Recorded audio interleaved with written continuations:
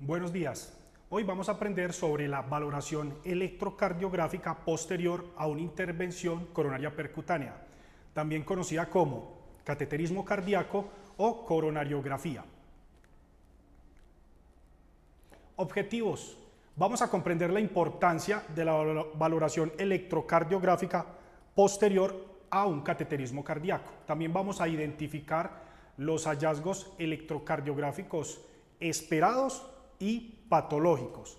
Además de eso, vamos a establecer los cuidados de enfermería basados en el monitoreo continuo del electrocardiograma y también vamos a reforzar la vigilancia clínica de nuestros pacientes post-cateterismo cardíaco.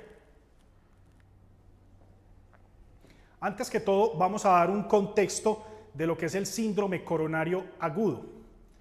El síndrome coronario agudo o cardiopatía isquémica sigue siendo una de las principales causas de mortalidad y morbilidad en los países desarrollados, tanto en la población general como en los ancianos. Cada vez vemos más personas jóvenes con este tipo de cardiopatías. En Colombia, la cardiopatía isquémica en la última década ha sido la primera causa de muerte en personas mayores de 55 años, superior y por encima del cáncer y las muertes agresivas. Vamos a hablar de infarto agudo de miocardio por su impacto que tiene en las personas que lo sufren y en nuestro sistema de salud. El infarto agudo del miocardio se origina en la erosión de una placa de ateroma que se ubica en la íntima de las arterias coronarias.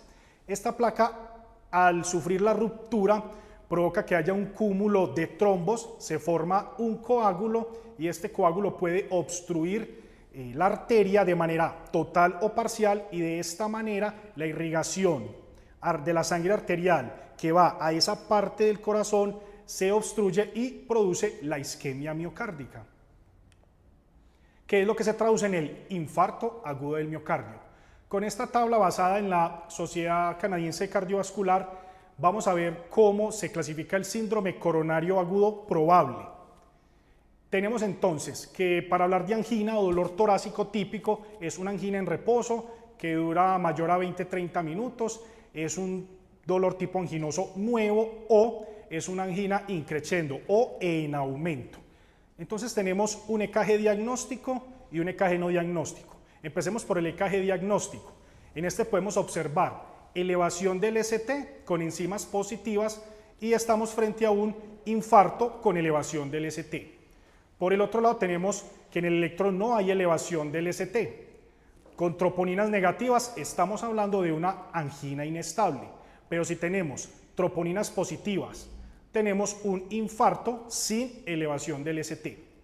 Al otro lado del gráfico tenemos un EKG que no es diagnóstico, unas enzimas cardíacas negativas, se deja al paciente en observación por 12 horas, se le hace un control enzimático y electrocardiográfico.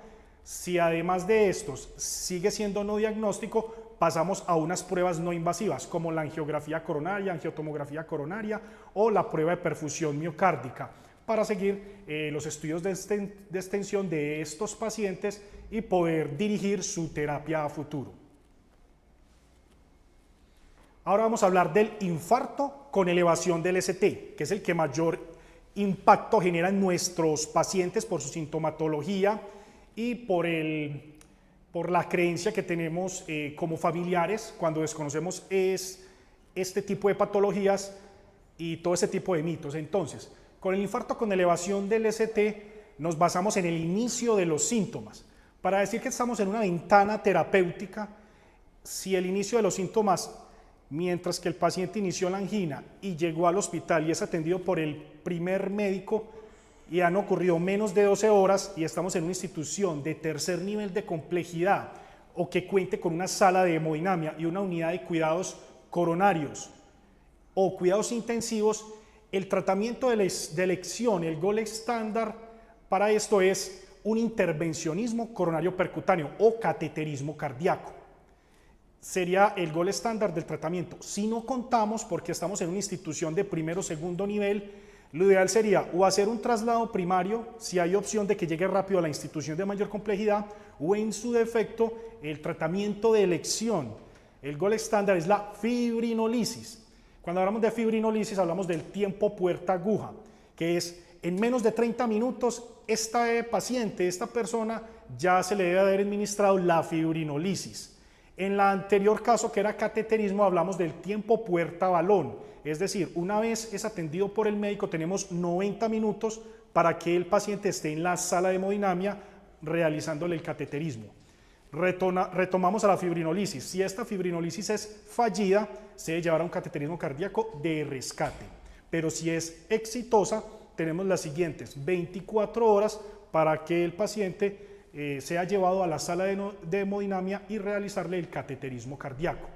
Si el inicio de síntomas ya pasó de 12 horas hasta 72 horas, se hace manejo médico, se estabiliza, se manejan síntomas y en algunas situaciones especiales se lleva a estratificación coronaria, como es el cateterismo cardíaco.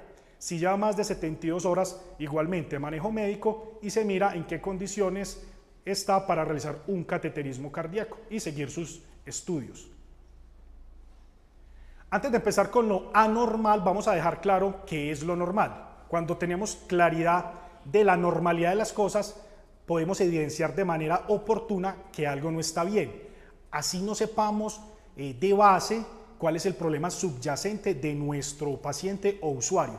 Entonces, características del ritmo sinusal. Como lo podemos ver en la tabla, tenemos la morfología y la característica de un electro en ritmo sinusal, es decir, un ritmo normal que se origina en el nodo sinusal. Onda P en forma de montaña, QRS, el punto J, el segmento isoeléctrico ST, la onda T y en algunos casos podemos observar la onda U. Si no se observa, no hay ningún problema. La onda U, la teoría más aceptada dice que es la repolarización de las fibras de Purkinje, pero si no la observamos, no hay ningún inconveniente. Entonces, es un ritmo regular, siempre hay onda P que precede los QRS. En el electro debemos ver la onda P en condiciones normales, positiva en derivadas 1, 2, 3 y ABF y siempre negativa en ABR. El intervalo PR, una duración constante de entre 0,12 y 0,20 segundos que equivalen a 3,5 milímetros de ancho, es decir, de 3 a 5 de los cuadritos pequeños del papel milimetrado del electro. Los RR son constantes, el segmento ST isoeléctrico, un intervalo QT inferior a 0,44 segundos o inferior a 11 cuadritos de los chiquitos y normalmente podemos observar ondas T negativas en ABR y en la precordial 1 y positiva en las demás. Bueno, ya teniendo claro esto, vamos a entrar en detalle.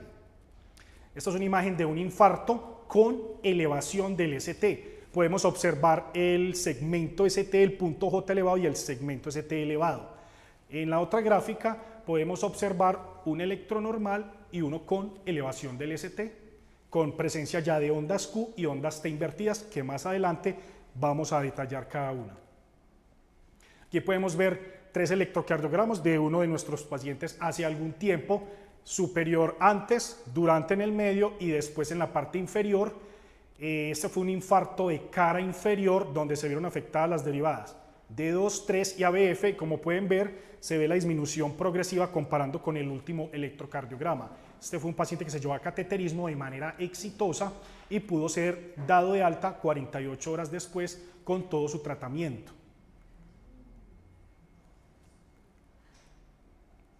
Seguimos. Aquí podemos ver la progresión de un infarto de manera gráfica. Tenemos un electro normal en la gráfica A. Hay una lesión 15 minutos posteriores donde ya hay lesión. Se puede observar la elevación del ST, el punto J elevado o supradesnivel del ST. Cuando hablamos de lesión, esto es un déficit de oxígeno por lo que expliqué anteriormente. Esto es reversible en su gran proporción para tenerlo en cuenta si se hace una atención oportuna. Progresa 2 horas después de 2 horas tenemos ya aparición de onda Q profunda, el ST sigue elevado en su máximo y ya hay aparición de ondas T invertidas. Con la necrosis, que es lo que evidencia e indica la onda Q profunda, y la onda T invertida que me indica que hay isquemia miocárdica. Un día después podemos seguir observando la onda Q y la onda T aún invertida, aunque el ST ya está descendido, ya el paciente fue atendido. Y una semana después puede quedar como cicatriz, todo normal excepto la onda Q, que indica que hubo una necrosis y el tejido quedó cicatrizado. ¿Sí? Se posterga y se sostiene en el tiempo. Vamos a hablar en sí del cateterismo cardíaco o intervención coronaria percutánea. Esto es un procedimiento mínimamente invasivo para abrir las arterias coronarias. Se realiza generalmente mediante un catéter, como lo ven en la imagen. Este catéter tiene en su punta una cámara y puede ir acompañado de angioplastia con balón medicado, balón complaciente o cualquier tipo de estos balones, y pueden insertar un stent o no insertarlo si no está indicado.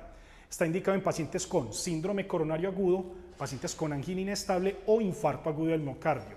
El cateterismo cardíaco se realiza de manera diagnóstica o terapéutica.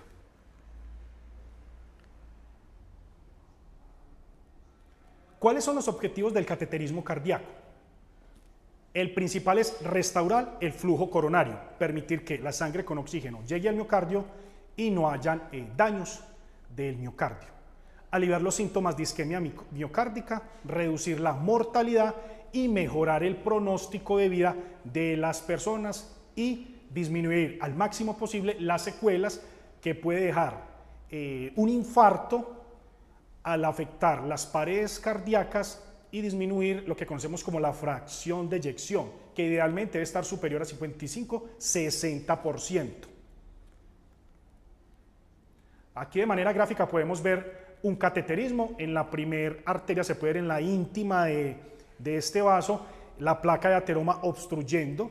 Ingresa el hemodinamista con su catéter, infla el balón, esa mallita es el stent y ese stent queda adherido a la íntima, retornando el flujo coronario, y de esta manera el paciente mejora su estado hemodinámico.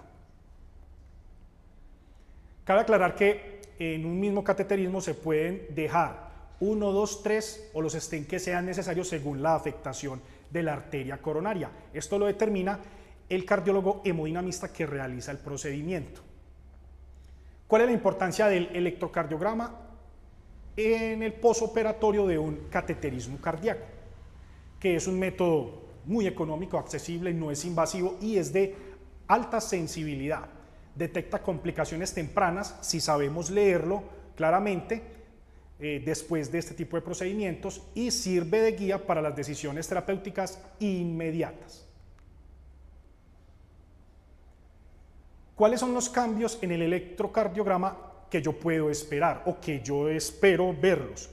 Uno, el principal, si fue un infarto con elevación del ST, que haya resolución de este, o una disminución gradual respecto al electrocardiograma que se le tomó al ingreso. Puede observar todavía la inversión de la onda T y debo ver una mejoría en la morfología del complejo QRS.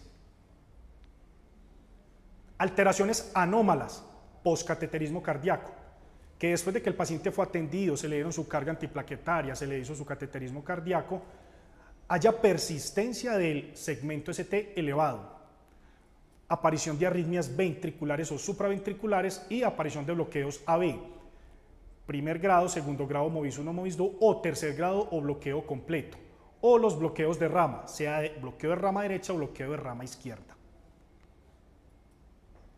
Aquí podemos ver un electro en la parte superior con la inversión de la onda T, que ya sabemos que es isquemia miocárdica, y la presencia de la onda Q. ¿Cuáles son las características de una onda Q patológica? La principal, que la onda mida de amplitud más de 1 milímetro o un cuadrito, que equivalen a 0.04 segundos. Hacia abajo en el eje vertical, de profundidad mayor a 2 milímetros, o sea, 2 cuadritos pequeños del papel milimetrado. O también se puede determinar con que su tamaño sea mayor al 25% de lo que mide el total del complejo QRS. Esto lo puedo ver en las derivadas de la B1 a la B3, que son las precordiales. ¿Cuáles son los criterios para yo saber que hay o reinfarto y reoclusión? Que sería un panorama muy grave para el paciente. Que haya reaparición o elevación del segmento ST en la misma derivación en la cual se vio al ingreso, o peor, una nueva elevación del ST en otras derivadas adicionales, cambios dinámicos en la onda T y del segmento ST. ¿Cómo se hace la evaluación con los electrocardiogramas? Se puede hacer de manera secuencial y se puede estandarizar un protocolo. Entonces, por protocolo, el paciente llega del cateterismo cardíaco a la unidad de cuidados especiales o cuidados coronarios. Se le toma un electro inmediatamente, una vez se estabiliza y se monitoriza, de control. Según protocolo de cada institución donde ustedes trabajen, se puede determinar si se hacen cada cierto tiempo, con una periodicidad de cada 6-8 horas, o simplemente al otro día, 24 horas posteriores, o únicamente cuando el paciente haga cambios hemodinámicos que podemos observar en el cardioscopio o monitor o por sintomatología clínica. Se le debe realizar nuevamente un electrocardiograma.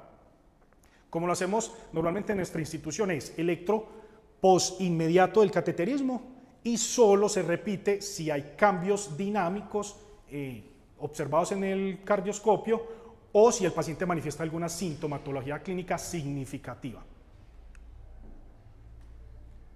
Vamos a hablar de los derivadas y los territorios asociados, incluso con las arterias, donde se puede ver desde que yo tomo la tira de electrocardiograma.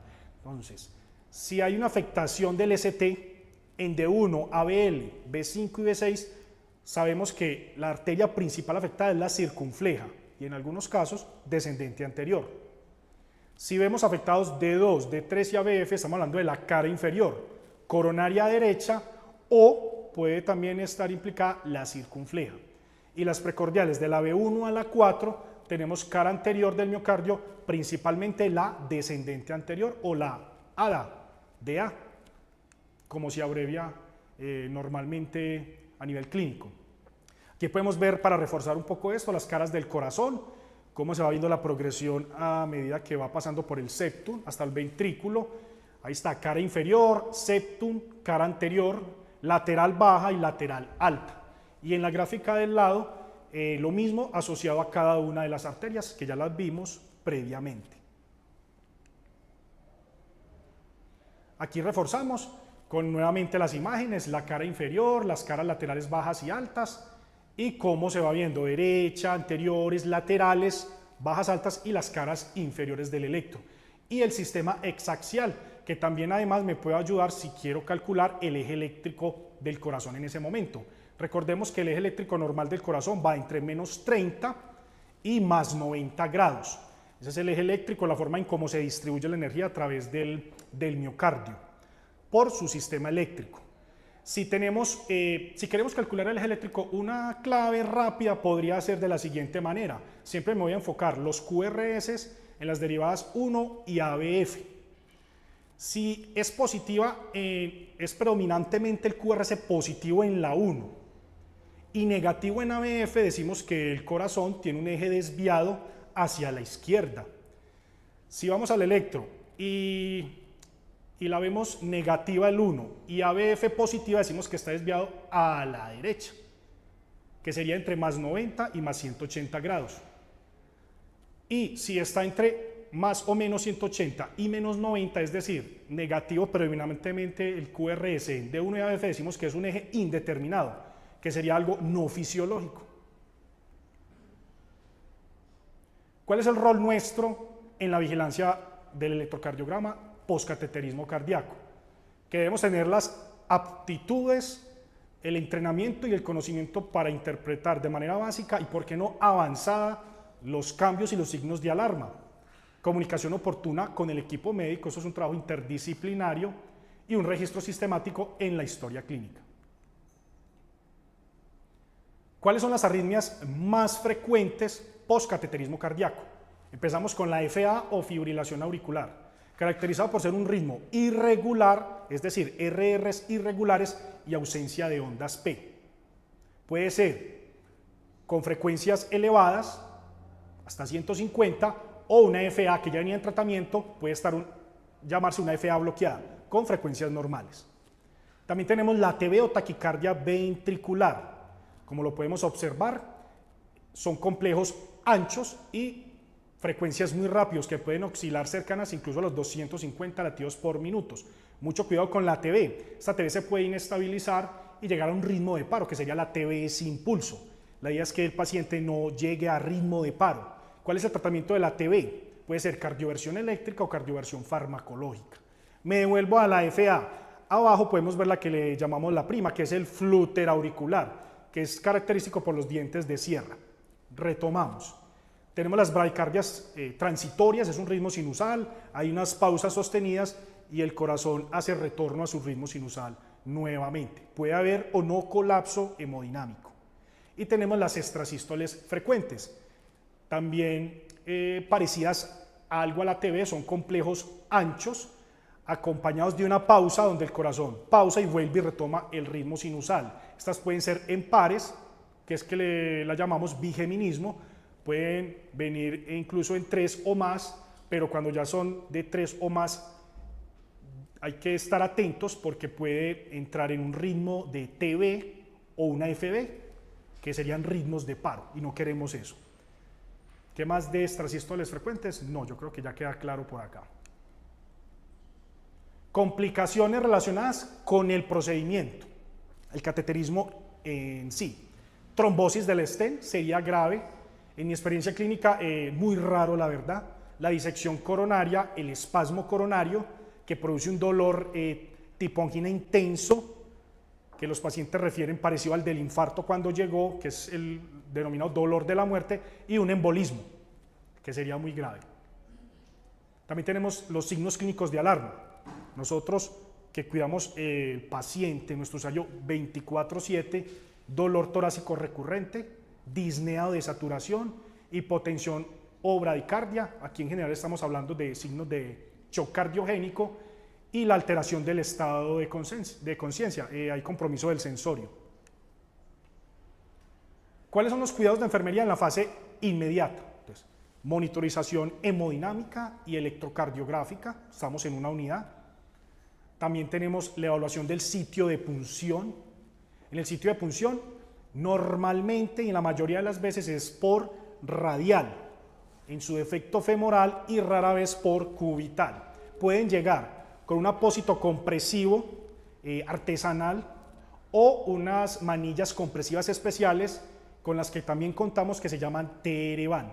Y para retirar según el protocolo institucional, se tiene en cuenta la depuración de creatinina, la cantidad que le colocaron, la condición de la extremidad, si está muy hipoperfundida o no, y según eso se va determinando en qué momento se retira uno o el otro apósito que se haya utilizado. Los dos son igualmente efectivos.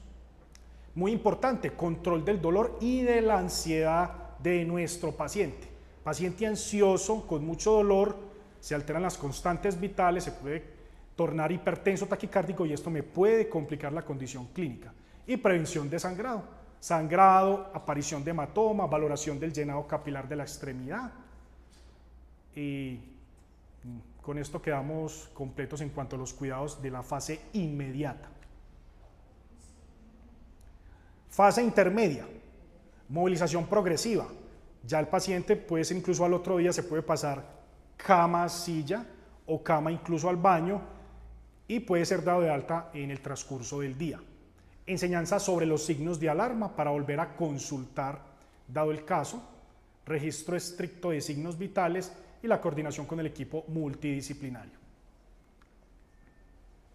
Educación al paciente. En enfermería es nuestro rol principal, siempre tenemos que estar educando a nuestro paciente. Mientras colocamos un medicamento, lo saludamos, le vamos explicando, los pacientes generalmente generan mucha confianza con nosotros y podemos irle explicando algunas cosas que competen a nuestra profesión. Adherencia a la terapia antiplaquetaria, generalmente aspirina o ASA o aspirineta como le dicen coloquialmente, y los inhibidores de la P2Y12 como es el clopidogrel, el ticagrelor y el prasugrel, según la indicación médica. Reconocimiento de síntomas de reinfarto, con los cuales él debe volver de manera inmediata a la institución. Bueno, ya vamos terminando, les deseo un feliz aprendizaje, les habla José Leandro Giraldo Balanta y pregúntate siempre, ¿tú qué sabes de electrocardiografía? Gracias.